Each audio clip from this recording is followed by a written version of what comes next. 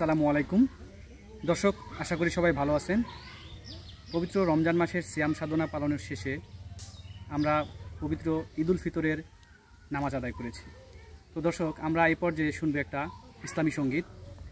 তো আর দেরি নয় দর্শক, আমরা সরাসরি চলে যাচ্ছি ইসলামী সঙ্গীত শোনার জন্য। তো ইসলামী সঙ্গীত পরিবেশনা করবেন আমাদের ক্ষুদে শিল্পী তানবীর আহমেদ।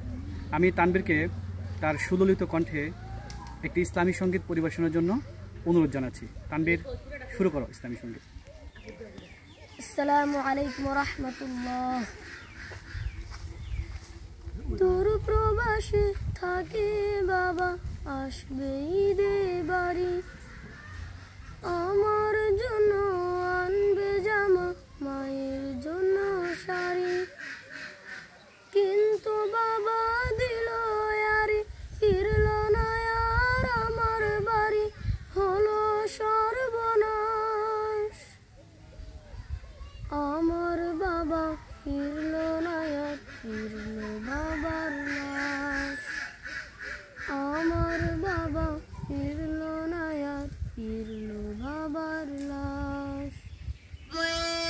আসবে বাবা বলে এমন ছিল পরিপাটি,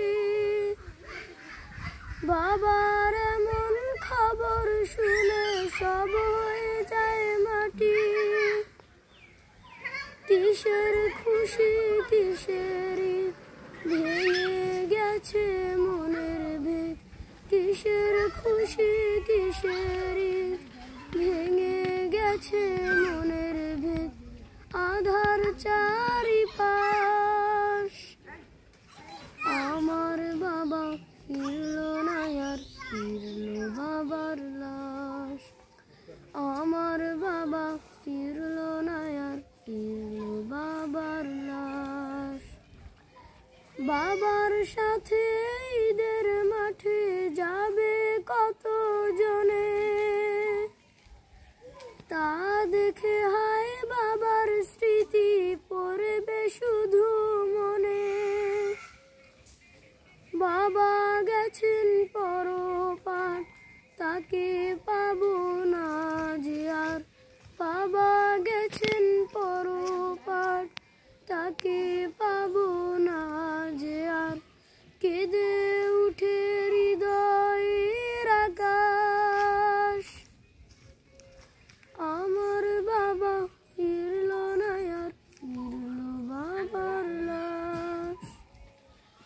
আমার বাবা ফিরল না আর, ফিরল বাবার লাশ।